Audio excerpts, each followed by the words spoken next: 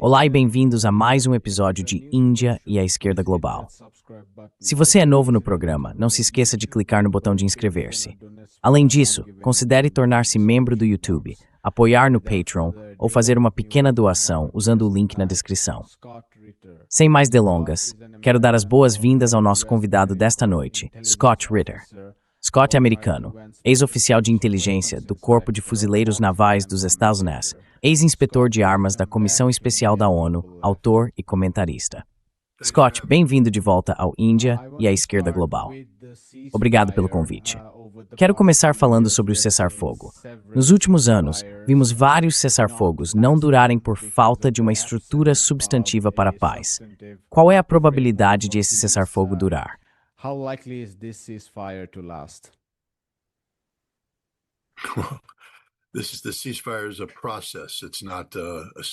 O cessar-fogo é um processo, não é um evento isolado. Não há cessar-fogo neste momento, então falar sobre a duração de um cessar-fogo quando ele não existe é um absurdo. Estamos falando de um processo em que ambos os lados chegaram tão alto quanto podiam na escada da escalada de tensões de forma racional. Qualquer escalada adicional transforma o que já é uma tragédia em um dano permanente, não apenas para cada parte envolvida no conflito, mas também para a região e para o mundo. Acho que todas as partes reconhecem isso, talvez com uma exceção, Israel, que parece ser a entidade mais problemática aqui. Mas veja, esta é apenas a primeira fase de um processo mais longo para alcançar um cessar-fogo que realmente possa durar. Quando isso foi anunciado, tínhamos dois grandes problemas.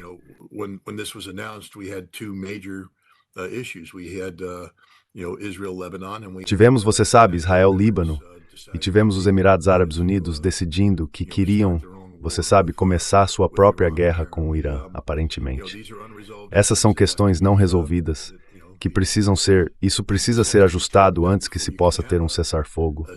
E, novamente, um cessar-fogo realmente não vai acontecer até que haja um acordo sobre qual será o resultado final. É difícil falar sobre um cessar-fogo quando o Irã apresenta um plano de paz de 10 pontos. Os Estados Unidos apresentam um plano de paz de 15 pontos. Ambas as partes concordam em sentar e resolver isso ao longo de 2 semanas, e então os Estados Unidos rejeitam a proposta iraniana de imediato, sem cessar-fogo. Então não há cessar-fogo neste momento. Há necessidade de um cessar-fogo e talvez até um desejo de cessar-fogo, mas não há cessar-fogo neste ponto.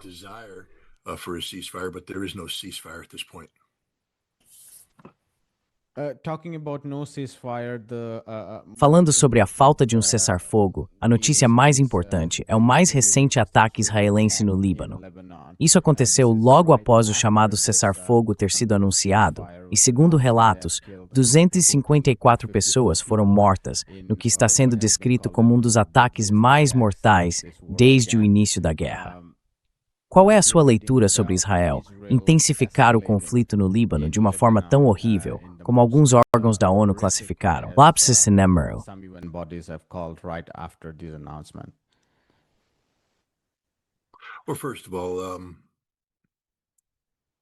Bem, antes de tudo, é preciso ter cuidado com a hipérbole, porque destacar essa ação israelense como particularmente terrível minimiza os enormes pecados que Israel cometeu no passado, contra os palestinos, contra o povo do Líbano e contra o Irã. É como se o bombardeio iraniano nunca tivesse acontecido. As pessoas olharam para Teherã e viram os danos causados. O que Israel fez a Beirute, é claro, é horrível. Deve ser condenado. Mas sentar aqui e fingir que isso é normal, não. É normal. Isso é o que Israel faz. É quem os israelenses são. Precisamos parar de tratar isso como uma anomalia e entender que isso é literalmente a norma para Israel. Isso é o que Israel é.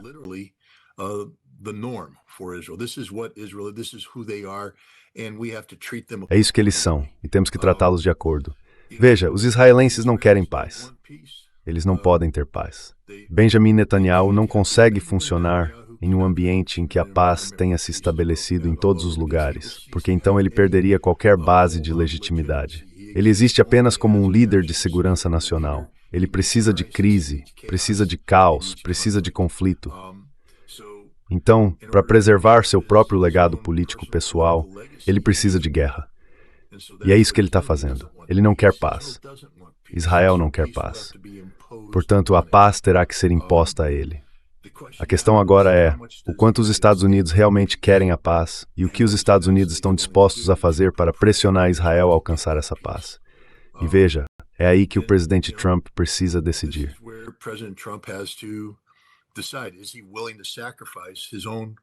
Ele está disposto a sacrificar seu próprio legado político pessoal, porque é isso que está em jogo aqui. O fim de Donald Trump, da marca Donald Trump. Ele está perigosamente perto de ser varrido nas eleições de meio de mandato pelos democratas, que então o responsabilizariam junto com sua administração. E isso significaria o fim da presidência e do legado de Donald Trump. Acho que há um reconhecimento crescente de que é exatamente aí que ele se encontra. Então, a questão é, ele vai deixar Benjamin Netanyahu destruí-lo? Acho que a resposta para isso é não. Mas como eu disse antes, este é um processo, e teremos que deixar esse processo seguir seu curso. Tragicamente, isso significa que ainda mais pessoas vão morrer, porque Israel é uma parte absolutamente irresponsável.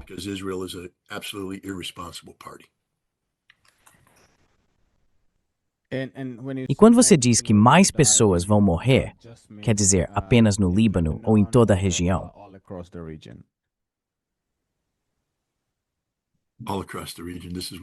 Em toda a região. É isso que Israel faz como modo de vida. Israel mata pessoas. Eles matam pessoas no Líbano, matam pessoas na Síria, matam pessoas no Iêmen, matam pessoas no Irã. Eles matam pessoas onde quer que achem necessário. Fazem isso direta ou indiretamente. Israel é responsável por toda a violência no Oriente Médio.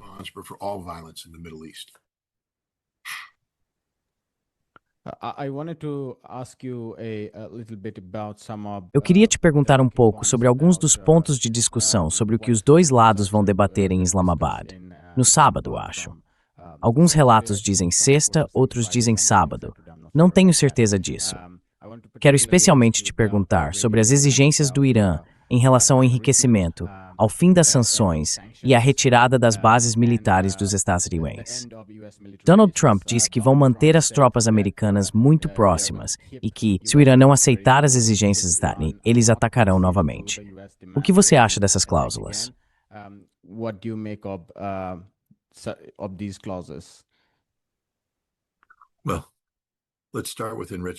Bem, vamos começar com o enriquecimento.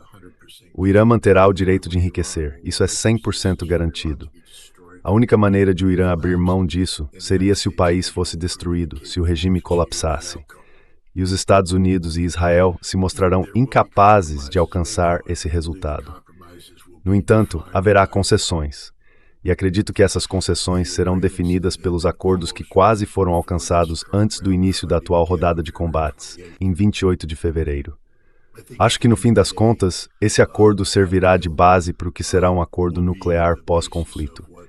E para Donald Trump, ele poderá declarar uma grande vitória, porque esse acordo é mais forte em termos de bloquear qualquer caminho potencial para o Irã buscar armas nucleares, algo que eles nunca quiseram fazer.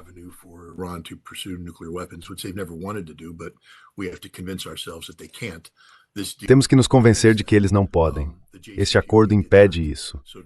O JCPOA não impedia. Então Donald Trump pode dizer, eu tenho um acordo melhor, eu prometi a vocês um acordo melhor, eu entreguei um acordo melhor. Acho que isso vai estar em pauta. É aí que os Estados Unidos vão ter que ir até Israel e dizer, vocês precisam aceitar a realidade aqui. Então é isso. As sanções serão suspensas. Totalmente suspensas. As resoluções do Conselho de Segurança serão anuladas, as notificações do Conselho de Diretores da AIEA e afins também serão anuladas. O Irã vai começar com uma ficha limpa. Isso também é praticamente uma garantia. Bases dos Estados, bem, se eu fosse iraniano, não enfatizaria muito isso, porque vai acontecer. Os Estados Unidos já estão em modo de retração.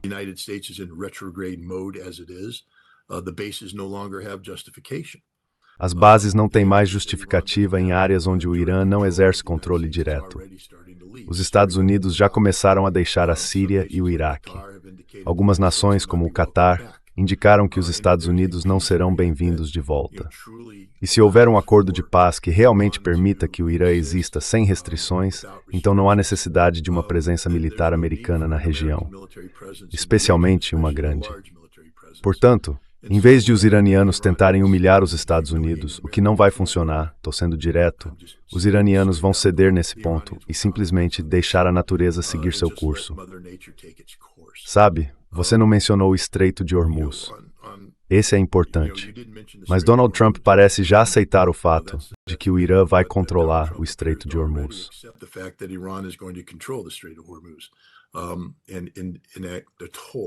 E em toda essa questão, ele está falando sobre como o Irã e os Estados Unidos vão trabalhar juntos. Agora, se isso vai realmente acontecer, ninguém sabe. Mas eu acredito que... E os iranianos falaram sobre reparações, mas não haverá reparações diretas. O que eu acredito é que a cobrança de pedágio que ocorrerá no Estreito de Hormuz, o dinheiro arrecadado ali, será usada para pagar reparações, para reconstrução no Irã e em outros lugares. Acho que essa é uma solução elegante que pode ser alcançada. Veja, os Estados Unidos apresentaram algumas exigências que simplesmente não são realistas. Para conseguir essas exigências, seria preciso vencer a guerra. E os Estados Unidos, com certeza, não venceram essa guerra.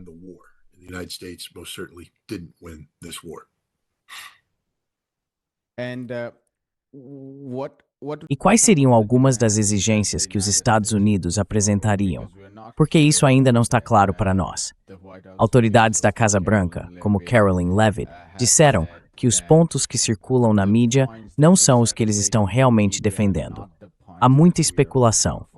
Se possível, nos diga qual é a sua percepção sobre o que os Quon estariam propondo.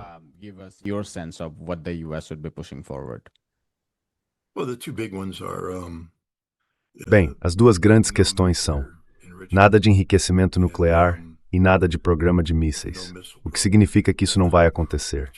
Isso não vai acontecer. Será que o Irã vai concordar com algum tipo de limitação em seus mísseis?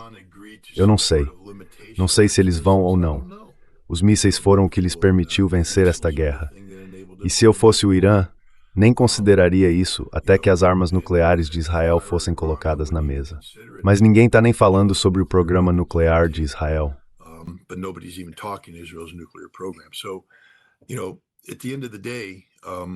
Então, no fim das contas, acho que as exigências dos Estados Unidos vão se resumir a algum tipo de acordo de compromisso sobre o enriquecimento e um acordo de compromisso sobre o Estreito de Hormuz.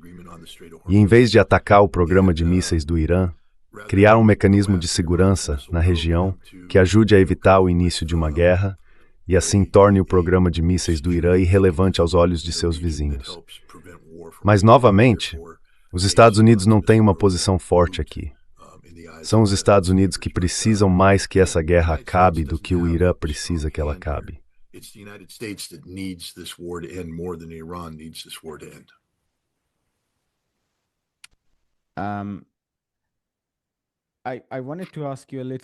Eu queria te perguntar um pouco sobre como você descreveria o resultado desta guerra até agora, considerando que houve tanta rasbara. Se você pudesse nos dar um pouco de clareza em termos militares, como o Irã se saiu nesses 40 dias, isso seria útil, porque se a guerra recomeçar, pode ser importante saber o que aconteceu nesses últimos 40 dias do ponto de vista militar.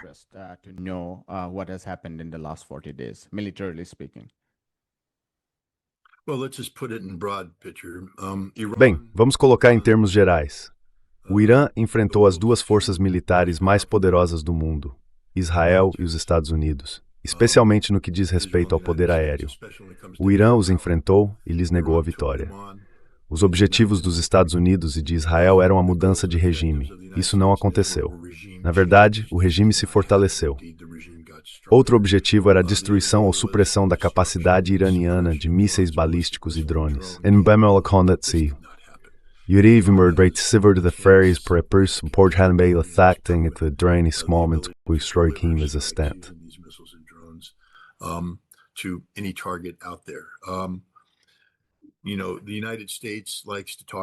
Sabe, os Estados Unidos gostam de falar sobre destruir a marinha iraniana, mas quero destacar que a marinha iraniana ontem colocou minas no Estreito de Hormuz, bloqueando-o. Então, claramente, a marinha iraniana não foi destruída. Na verdade, não acho que tenhamos destruído muita coisa além de prédios vazios, porque entramos nessa guerra sem entender ou compreender totalmente como o Irã se organizou para a defesa, 31 distritos militares autônomos, cada de calonta leninzuidem dos outros, portanto, não extremamente com isso de forward toward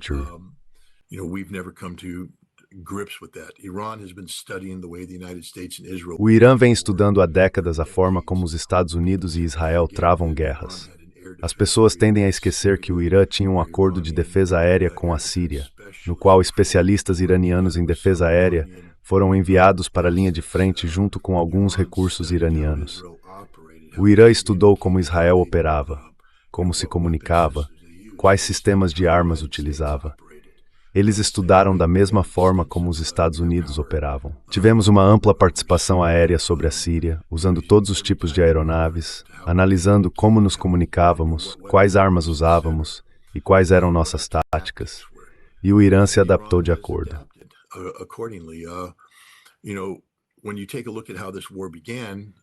Quando você observa como essa guerra começou, a propaganda dizia que os Estados Unidos e Israel haviam aniquilado os sistemas de defesa aérea do Irã, os destruído completamente.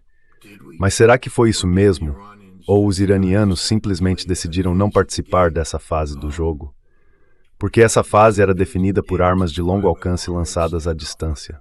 Veja, não era que as aeronaves israelenses e americanas estivessem dominando fisicamente o espaço aéreo iraniano.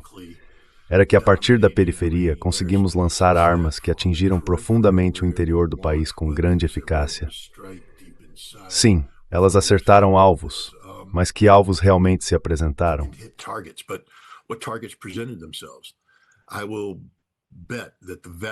Aposto que a grande maioria dos alvos atingidos pelos Estados Unidos e por Israel, relacionados à defesa aérea, eram alvos falsos, não os verdadeiros.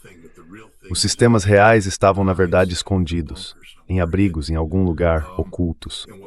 E o que vimos foi que quando os Estados Unidos e Israel começaram a esgotar suas armas de longo alcance, o Irã começou a restabelecer seu sistema de defesa aérea, usando táticas e capacidades totalmente novas.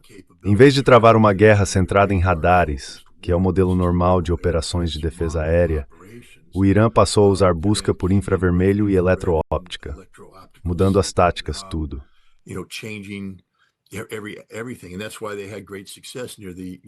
E é por isso que eles tiveram grande sucesso nesta fase mais recente, abatendo aeronaves americanas, porque estão jogando um jogo diferente daquele para o qual estávamos preparados.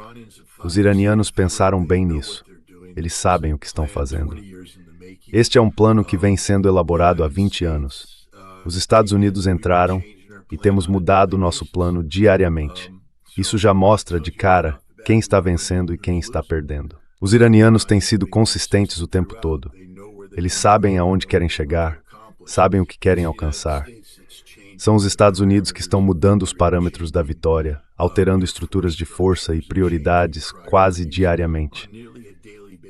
E isso não é sinal de um lado que está indo bem, é sinal de um lado que está desesperado.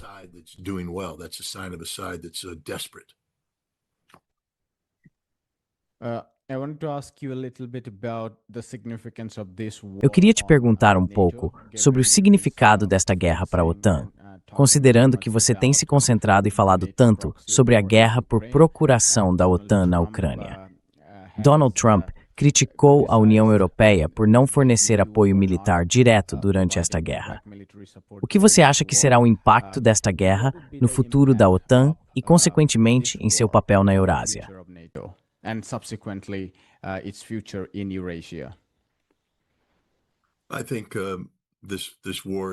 Acho que esta guerra foi a gota d'água para a viabilidade da OTAN. Acabou para a OTAN. Os Estados Unidos e a OTAN não conseguiram reconhecer a realidade em que operam, especialmente na era pós-Guerra Fria, em que a OTAN não atua como parceira ou igual aos Estados Unidos, mas sim como um elemento subordinado à segurança nacional e à política externa americanas. A função da OTAN era obedecer prontamente e dizer sim, senhor, aos Estados Unidos. Não desenvolver um pensamento independente sobre o que é melhor para a Europa. E eles se esqueceram disso. E se esqueceram disso diante de um homem que guarda rancores. Neste momento, Donald Trump vai responsabilizar a Europa por seu fracasso em se unir em torno de sua guerra ilegal de agressão contra o Irã.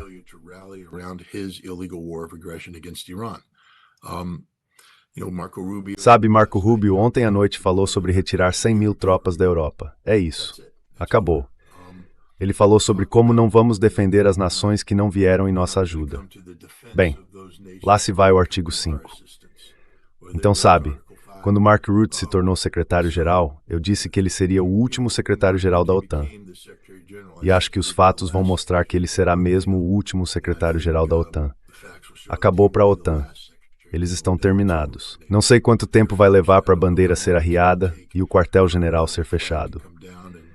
Se a OTAN ainda existir daqui a um ano, será apenas de nome, porque quando os Estados Unidos não fazem parte da estrutura da OTAN, essa estrutura é incapaz de fazer qualquer coisa séria.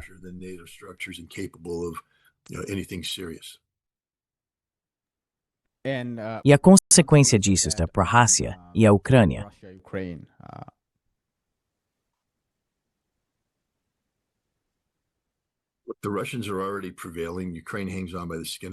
Os russos já estão prevalecendo. A Ucrânia está se mantendo por um fio. Grande parte da capacidade da Ucrânia de continuar resistindo à Rússia vem da ajuda fornecida pela Europa. Mas veja, a postura europeia está sempre baseada em garantias de segurança ligadas à OTAN e à sua existência, especialmente quando se trata do aspecto de autodefesa coletiva. A OTAN pode adotar uma postura firme se acreditar que, caso a Rússia ataque um ou mais de seus membros, toda aliança interface é um tipo de dissuasão. Mas quando os Estados Unidos saem, a OTAN perde essa capacidade.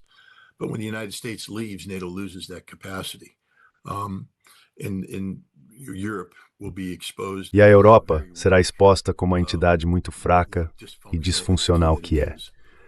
Acho que a Ucrânia continuará a vacilar. Quando a Ucrânia entrar em colapso, não vou definir uma data, posso dizer que a Ucrânia vai colapsar e a Rússia alcançará tudo o que deseja alcançar. O fato é que, como a Rússia está em uma posição tão forte, ela tem a capacidade de intervir diplomaticamente em busca do que alguns poderiam chamar de um grande acordo com os Estados Unidos. Isso poderia incluir encerrar o conflito iraniano em termos aceitáveis para o Irã e para a Rússia, e encerrar o conflito ucraniano em termos exclusivamente aceitáveis para a Rússia e em detrimento da Europa.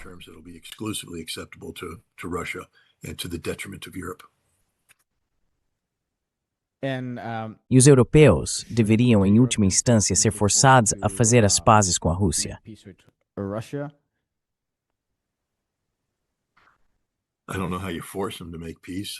Eu não sei como forçá-los a fazer a paz. Acho que a Europa vai querer fazer a paz porque não terá outra opção a não ser isso, especialmente quando os Estados Unidos se desligarem do sistema de segurança coletiva. A Europa é incapaz de se defender e por isso será como um cordeiro sendo levado ao abate. Eles não terão escolha a não ser fazer a paz com a Rússia.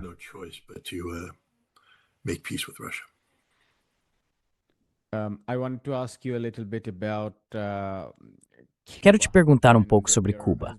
Algumas análises sugerindo que depois da Venezuela e do Irã, Cuba pode ser a próxima, considerando que a missão de vida de Marco Rubio, como muitos analistas em Cuba dizem, é derrubar o governo cubano. Na sua avaliação, qual é a probabilidade de uma guerra direta contra Cuba?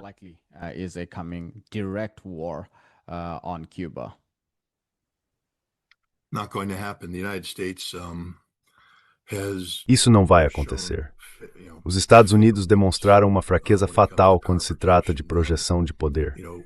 Não temos armas de longo alcance suficientes. Tudo que Cuba precisa fazer é resistir e esperar qualquer ação americana passar. O precedente do Irã é claro. A rendição foi a solução para a Venezuela. Cuba agora sabe que pode seguir o caminho da Venezuela ou do Irã. E a Rússia mostrou que está disposta a apoiar Cuba, enviando vários petroleiros para violar o bloqueio energético que os Estados Unidos impuseram à ilha. Os Estados Unidos não vão impedir a Rússia. Então acho que agora teremos que repensar nossos objetivos e metas estratégicos em relação a Cuba, porque o entusiasmo pós-Venezuela de que iríamos entrar em Cuba e fazer o mesmo com sua liderança que fizemos com Maduro não passa de ameaças vazias. Today is just empty threats.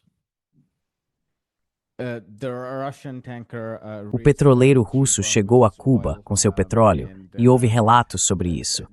Você acha que houve algum tipo de entendimento entre a guarda costeira americana e os russos, ou eles simplesmente evitaram os americanos e chegaram a Cuba? Bem, acho que havia um entendimento. Os Estados Unidos não iriam atacar um navio que estivesse realmente sob bandeira russa. Eles têm jogado com navios que trocam de bandeira durante a rota, o que torna legalmente questionável se o navio está ou não sob bandeira russa. Mas esses petroleiros que estão chegando, eles pertencem à Rússia, à Federação Russa. Os Estados Unidos não vão mexer com eles.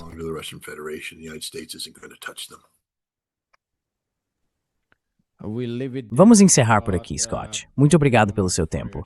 Bem, muito obrigado por me receber.